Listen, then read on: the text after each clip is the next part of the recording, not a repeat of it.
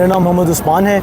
हम पाकिस्तान हज volunteer group की तरफ से यहाँ पे तशरीक़ के पहले दिन से हमने अपनी पोस्ट ड्यूटीज़ की संभाली थी।